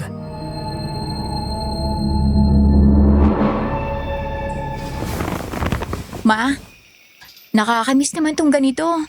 Kasi di ba noong mga bata pa kami ni Kuya Jemuel, isa lang talaga yung kwarto natin. Kaya palagi tayong magkakatabing natutulog. Oo nga, anak. Tapos yung Kuya Jemuel mo palagi nauubusan ng almusal kasi tanghaling gumising. Okay lang. Masarap naman ang ulam ko. Kay Sophia, itlog lang. Tapos sa akin, hotdog. Kaya nga eh. Okay lang na itlog ang ulam ko, kaysa sa'yo na walang kasalo. Nandito pa si Papa noon. Huwag mo nang isipin yung papa mo. May bagong pamilya na yon. At mukhang masaya naman siya. Sa bagay, wala na rin naman siyang pakialam sa atin eh. Ang mahalaga, nandiyan pa si Mama. Ma, itigil mo na kaya yung pagtatrabaho mo sa gabi. Malapit na naman kami makatapos ni Kuya Jemuel oh. Kapag nagkatrabaho kami, matutulungan ka na namin. Oo nga ba? May iba pa naman kayong ekstrang trabaho, di ba? Kailangan ka rin namin. Kailangan namin ng atensyon ng isang ina na nakakasama namin palagi. Sige anak, pag-iisipan ko. Ang mabuti pa matulog na kayo at lumalalim na rin ang gabi oh. Good night, Ma. Good night mga anak. Bago pa lang namin ipinikit ang aming mga mata, nang may kumalabog ng malakas sa bubong.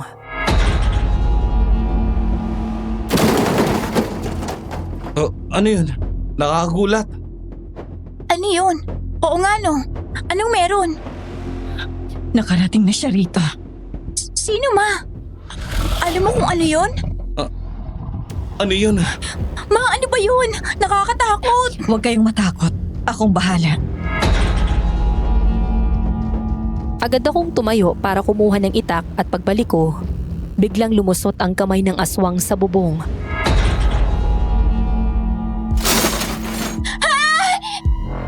Ma, ano yun? Teka mga anak, akong bahala. May buntis ka pala. Huwag mo siyang sasaktan!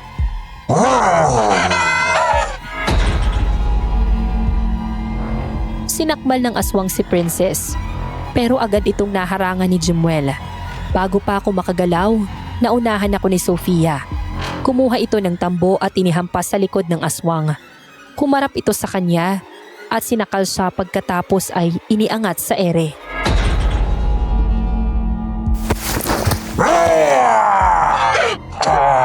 Bitawan mo ang anak ko! Binigyan kita ng pagkakataong masunod. Ako naman ang masusunod ngayon. Oh, yeah!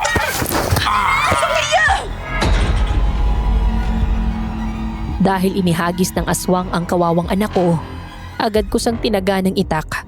Agad nakailag ang aswang. Nakita kong kumilos na rin si Jemuel. Kinuha niya ang isang paso at inihampas sa ulo ng aswang.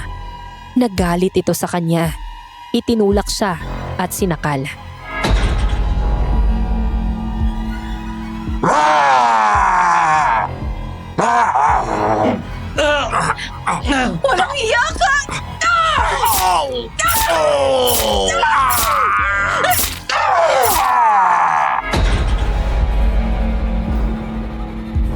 Kahit walang tigil kong pinagtataga ng itak ang aswang, ay nakakaya nitong kayanin ang sakit ng bawat sugat sa katawan niya.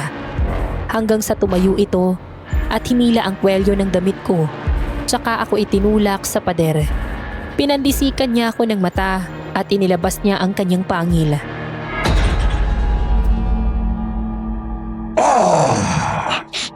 Bakit mo ako pinuntahan? Maayos naman yung usapan natin, hindi ba?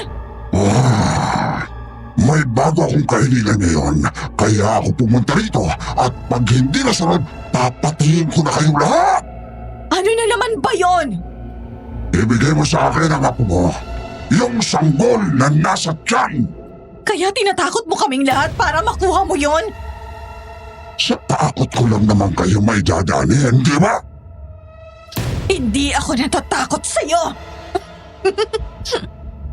Kung hindi ka natatakot sa akin, bakit pumayag kang habang buhay kitang maging alipin? Nagawa ko lang yon dahil mahal ko sila at ayoko silang mapahamak.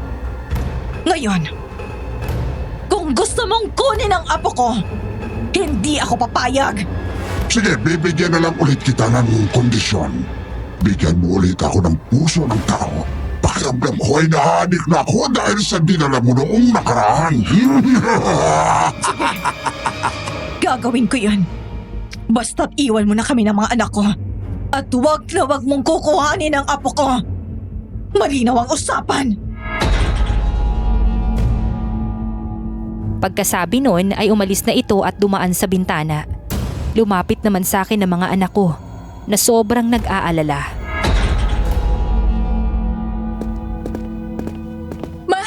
Okay ka lang? Sinaktan ka ba ng aswang na yun, ma? Hindi bang anak. Ayos lang ako. Ikaw, Sofia, nasugatan ka ba? Inihagis ka ng aswang sa sahig.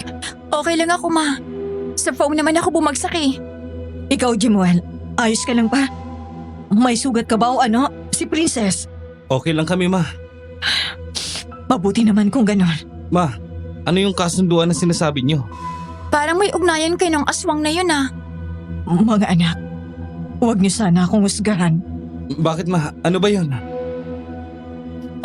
Ang totoo kasi niyan, binayaran ng aswang na yun ang katawan ko. Pati ang buhay ko. Ano? Maiintindihan ko kung hindi niyo matatangka.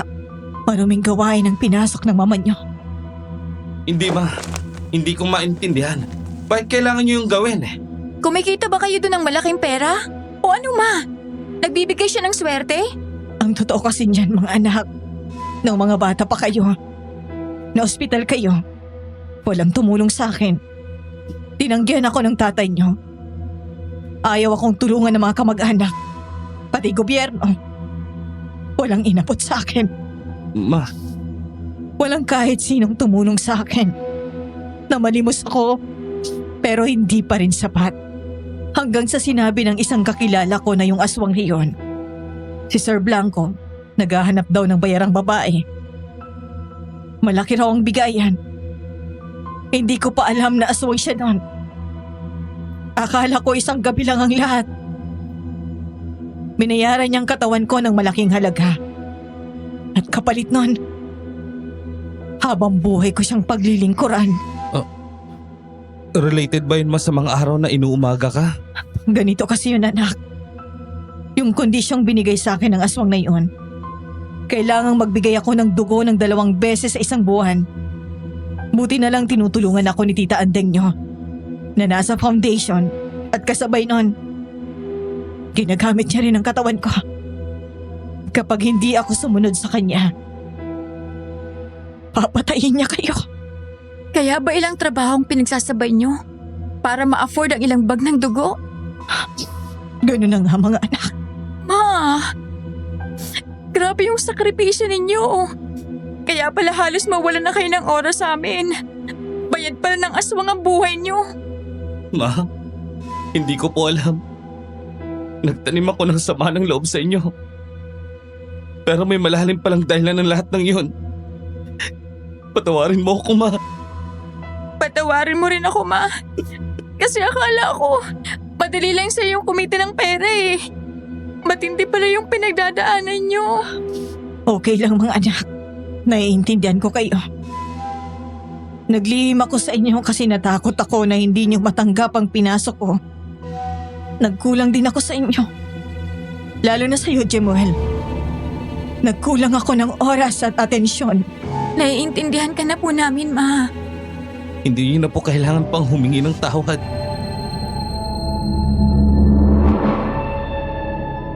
Nagyakapan lang kaming tatlo habang lumuluha. Pakiramdam ko mas lalong naging buo ang samahan naming mag-iina.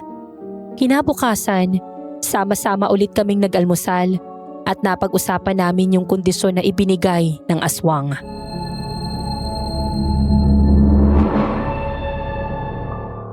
Ma, yung puso ng tao na sinasabi ng aswang, saan kayo kukuha? Hindi ko alam, anak. Ayoko nang pumatay ng tao. Ano? Pumatay ka ng tao nang dahil sa aswang na yun? Hindi naman sana yun ang plano ko pero tinangka akong pagsamantalahan ni Manolo. Napatay ko siya at kinuha ko ang puso niya. Umabsent kasi ako ng isang beses kay Sir Blanco nung na-ospital si Sofia. Kaya yun ang ibinigay niyang kondisyon sa akin. Puso ng tao. Grabe yung aswang na yan. Pero sinaktan ka rin ni Mang Manolo. At di mo naman yun sinasadya. Nagkataon lang na naisip mo na yung puso na lang niya. Kasi tuliro ka nun, di ba, Ma? Ganun na nga, anak. Pero mali pa rin ang pumatay. Hindi ko palang alam ang gagawin. Kapag nakulong ako, hindi ko na magagawa ang kondisyon ni Sir Blanco. Mapapahamak kayo. Hindi ko alam kung anong magiging desisyon sa totoo lang. Yung sa puso ng tao, baka dumaan na lang ako sa punerarya mamaya. Kapag hindi sa ospital, gagawa natin yan ng paraan. At sana'y may paraan pa. Pagbuksan niyo muna yung pinto, may kumakatok. Opo, Ma. Ako na. Agad na pinagbuksan ni Jemuel yung kumakatok. Si Andeng pala. At nakangiti ito na para bang merong magandang balita. Oh, Andeng, napabisita ka dito sa bahay. May magandang balita ako sa'yo. Ano ba yon? May nakilala akong albularyo na may alam na pangontra sa mga sobrang malalakas na aswang. Kagaya ni Sir Blanco. Si Mang Dominic at may ibinenta siya sa akin. Ano yon? Eto kalawanging punyal. Bigay daw ito ng papa niya ng may kaibigang ermitanyo. Niritualan ito katulong ng ermitanyo. 10 araw na binabad sa bawang. 100 orasyon na may basbas ng ermitanyo. At yung kalawang nito, kahit sinong aswang ay sensitibo. Kasi kung tayo ngang mga tao, sensitibo sa kalawang, sila pa kaya? Andeng, magkano mo ba ito nabili? Babayaran ko. Medyo mahal pero hayaan mo na. Huwag mo nang bayaran. Tulong ko na to sa'yo. Nakakaluwag naman kami sa buhay ngayon kaya okay lang. Iniisip ko rin kasi na para na rin matapos ang pagsasakripisyo mo. Maraming salamat. Maraming salamat, Andeng. Tita Andeng, maraming salamat po. Ma, hindi mo na kailangang humanap ng puso. Patayin mo na lang yung aswang na yun. Oo nga, anak.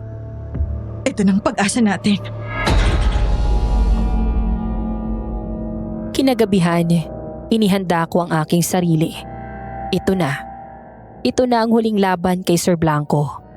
9:00 pa lang ay umalis na ako at nagpaalam ng maayos sa mga anak ko. Ang balak ko ay lilinlangin ko siya. Sakay sa kotse ni Andeng ay ibinaba niya ako sa daan malapit sa bahay ni Sir Blanco. Pagdating doon ay agad niya akong pinagbuksan at natuwa pa siya dahil akala niya ay dala ko na ang hinihingi niya. Mukhang nagawa mo ng pinagagawa ko. Kilala mo naman ako, di ba? Mabilis kapag ikaw ang nag-utos. Yan ang gusto ko sa'yo. Pero syempre bago ko ibigay, Anong ginagawa mo? Bakit daw mahalik sa lig ko? bago ko ibigay, ibibigay ko muna ang katawan ko. Alam kong nasasabi ka rin. Alam na alam mo talaga ang kahinaan ko, Marisa.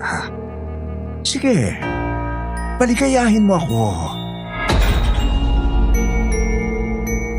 Hinila ko si Sir Blanco sa kwarto niya at pagdating doon ay itinulak ko sa agad sa kama. Pinaligaya ko siya hanggang sa mag-init at humina ang lalaki. Pero pagkatapos kong halikan ang leeg niya, ay tsaka ko siya sinakal.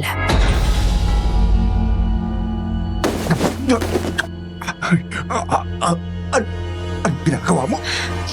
Anong akala mo sa akin? Magiging sunod-sunuran lang sa'yo.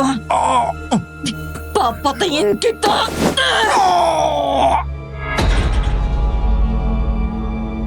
Sa pagkakataong yun, nagbago ang anyo ni Sir Blanco.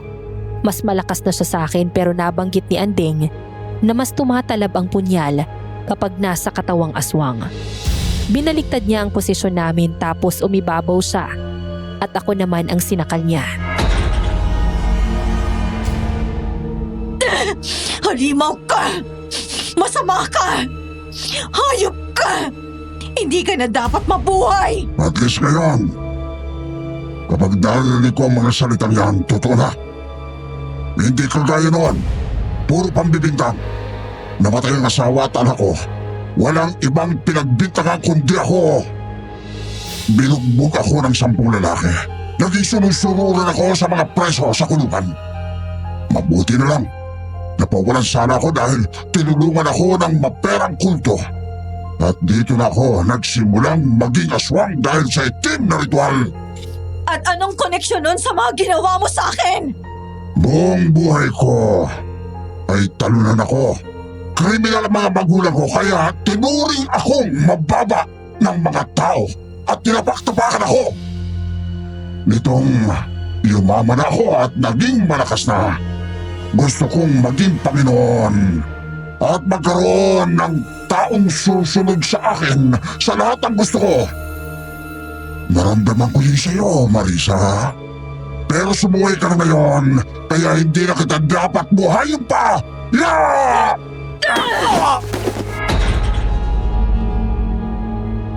Ito na ang pagkakataon ko. Nag-ipon ako ng pwersa at binaliktad ko ang posisyon namin. Kinuha ko ang makalawang na punyal na nakasuksok sa aking pantalon. Itinapat ko ito sa kanyang dibdib. Sabi ko na nga ba, planado ang lahat ng ito.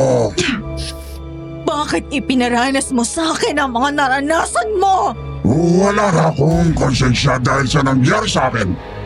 Hanggang ngayon, wala pang hustisya sa pagkamatay ng asawa at anak ko dahil anak ng mayamang tao ang pumatay sa kanya at hindi siya ikinulong.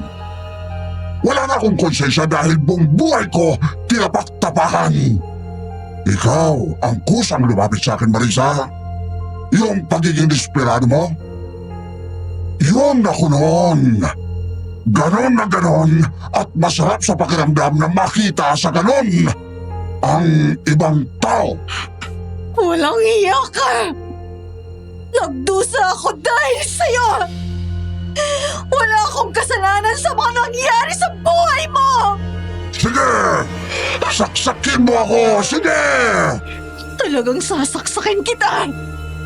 Hindi ka na dapat na mabuhay pa!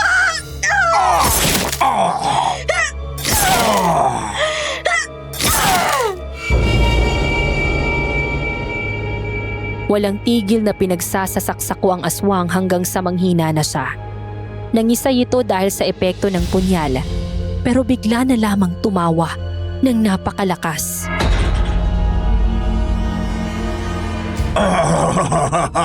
Mamamatay ka na! Tumatawa ka pa! Alam ko nang gagawin mo ito, Marisa. Palagi akong nakamanman sa bawat kilos mo. Pero inunahan na kita dahil naglagay ako ng bomba sa bahay ninyo. At ilang minuto na lang, ay sasabog na yun! Walang iya ka! Papatayin mo ang mga anak ko!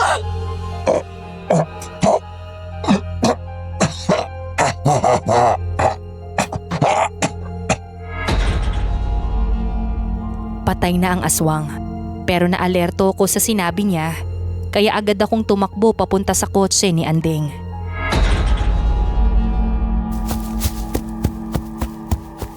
Ano, kumusta? Bakit balisa ka? Yung mga anak ko, may pasabog daw sa bahay. Ang mga anak ko! Ganito na lang, kumalma ka. Akong bahala. Tatawagin ko si Anton. Doon sila nagro-ronda malapit sa inyo. At sasabihin kong puntahan ng mga bata. Sige, please. O halika na. Pumasok ka na sa loob. Dali, bilisan na natin. Habang nagdadrive ay tinawagan ni Andeng ang asawa niyang si Anton at pumayag naman ito na puntahan ng mga anak ko. Mga ilang minuto lang ay nakarating na kami. Maraming taong nagkakagulo dahil naabutan namin na nasusunog ang bahay namin. Kaya lang, wala si Jemuel, Sofia at Princess. Hindi ko sila makita. Ang mga anak ko! Nasaan ang mga anak ko? Marisa, bawal sumugod sa sunog. Delikado. Pero ang mga anak ko, baka nasa loob ang mga anak ko. Baka mailigtas ko pa sila. Marisa, kumalma ka muna. Huminga ka ng malalim. Bakit ba? Wala na bang mga anak ko? Nasaan sila? Marisa, kumalma ka muna. Hindi makakatulong sa'yo yan. Baka atakihin ka. Kinakampos ka na sa paghinga, oh. Mahal, nasan ba si na Jemuel? Nandun lang sila, oh. Ligtas ang mga anak ko. Oo, yun sila. Ma! Ma, narito kami. Ay, Diyos ko, mga anak ko. Ligtas kayo. Agad akong napatakbo sa kinaroroonan nila. Tuwang-tuwa ako. Hindi ko maipaliwanag ang sobrang saya nang makita ko na buong-buo sila at walang anumang masamang nangyari sa kanila. Agad ko silang niyakap at napahagulgol na lang ako sa sobrang tuwa.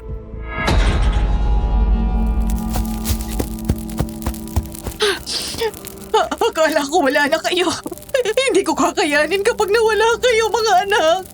Nailigtas po kami kaagad ni Kuya Anton.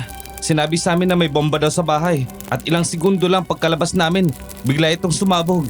Kaya mabuti na lang talaga at naagapan. Mabutit nakaligtas kayo, mga anak ko. Ma, kumusta po yung aswang? Napatay niyo po ba? Oo, anak. Napatay ko ang aswang. Mabuti naman. Malaya na tayo, mga anak. Ito na ang bagong simula sa buhay natin. Nagyakap kami ng mga anak ko. Sa tagal ng panahon na naging alipin ako ng aswang, noon lang ako nakahinga ng maluwag sa totoo lang. Samantala, tinulungan ako ni na Andeng dahil nawalan kami ng bahay. Nalaman ko rin na hinahanap pa rin ng pamilya ni Manolo ang sospek. Kaya nagdesisyon na akong sumuko sa mga pulis at ako na mismo ang nagbigay sa kanila ng mga pwede nilang maging ebidensya at ikinulong ako habang iniimbestigahan ang kaso. Ma, hindi mo na kailangang gawin to. Sabi mo, tinangka kang pagsamantala ni Manolo at napatay mo lang siya dahil sa self-defense. Anak, kahit saan daanin, mali ang pagpatay. At paraan ko lang ito para managot. Bahala na sa akin ang korte, anak. Ma, mamimiss kita. Anak, pwede niyo pa naman akong dalawin dito. Marisa, ako nang bahala sa mga anak mo. Salamat, Andeng. Napakarami nang naitulong mo sa akin. Hindi ko alam kung paano makakabawi sa iyo. Huwag mo na yung isipin. Matalik na magkaibigan tayo simula pagkabata. Kaya sino-sino pa ba magtutulungan? Tayo-tayo lang din naman. Maraming salamat talaga, Andeng. Ma, ako na rin ang bahala kay Sophia. Poprotektahan ko siya. Salamat, anak. Yung mag-ina mo, huwag mo rin pababayaan, ha? Oo naman, ma. Marisa, kailangan mo na pumasok. Sige, Anton. Payakap nga muna, mga anak. Sige, ma. Sige, ma. Nagyakapan kami ng mga anak ko habang umiiyak at pagkatapos noon, ipinasok na ako sa kulungan. Nagsimula na ang imbestigasyon at paglilitis. Napatunayan na self-defense ang ginawa ko dahil tinangka din akong pagsamantalahan ni Manolo. Yun namang pagkuha ko ng lamang loob niya ay resulta ng pagbabanta sa akin ni Sir Blanco. Sa legal na batas, tao pa rin kung i-consider ang isang aswang. Nalaman din nila na pinatay ko ito at dahil sa mahigit 10 taon na pang-aabuso, pambabanta, paggamit sa katawan ko at pananakit ng pisikal, napatunayan na justified ang pagpatay ko sa kanya. Sa buong investigasyon, binigyan lang ako ng magaang sentensya, lalo na at kusa akong sumuko at nakipagtulungan. Makalipas ang ilang taon ay nakalabas na rin ako sa kulungan. Saktong birthday ko pa nang paglabas ko, kaya sinurprise ako ng mga anak ko.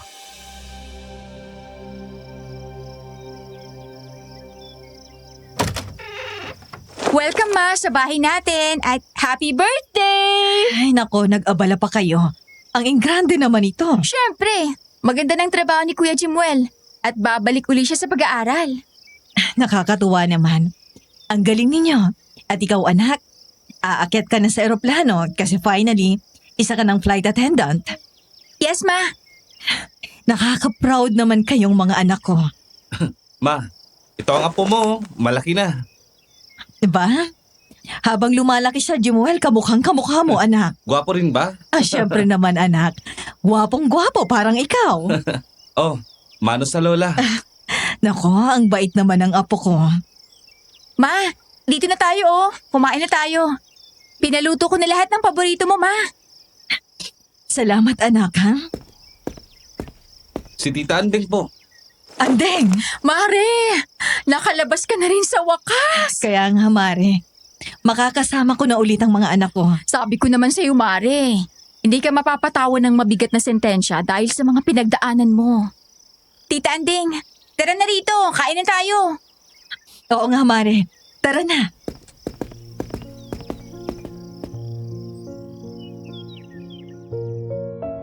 Yon ang isa sa pinakamasayang araw ng buhay ko. Sa kabila ng mga pinagdaanan ko, nagkaroon pa rin ako ng pag-asa na makabangon at matikman ang masayang buhay na matagal na ipinagkait sa akin. Sa mga single mom na kagaya ko, sumasaludo ako sa inyong lahat. Hindi biro ang pinagdadaanan natin. Napakahirap nang wala kang asawa na maaasahan kagaya ng nangyari sa akin na naospital ang mga anak. Ang hirap pag ikaw lang mag-isa. Kaya kahit ayaw kong maging alipin ni Sir Blanco, pumayag ako alang-alang sa mga anak ko. At para sa mga kaibigang kagaya ni Andeng, pinupuri ko kayong lahat kasi napakadakila nyo. Ang lahat ay hindi ko makakayanan kung hindi dahil sa tulong ni Andeng. Sa pagiging nanay ko, masasabi ko na walang ibang mahalaga sa buhay ng ina kundi ang kanyang mga anak. Ito ang kayamanan niya. Hindi rin mapapalitan ng kahit sino ang isang ina sa buhay natin dahil walang katumbas ang kanyang sakripisyo, lalo na ang mga single mom. Hanggang dito na lang po ang aking kwento at maraming salamat po. Lubos na gumagalang, Marisa. Sa mga tagapakinig, ano ang kwentong nanay mo na naranasan mong magsakripisyo para sa mga anak mo? I-share mo naman yan sa comment section at huwag kalimutang mag-like and subscribe. Maraming salamat po.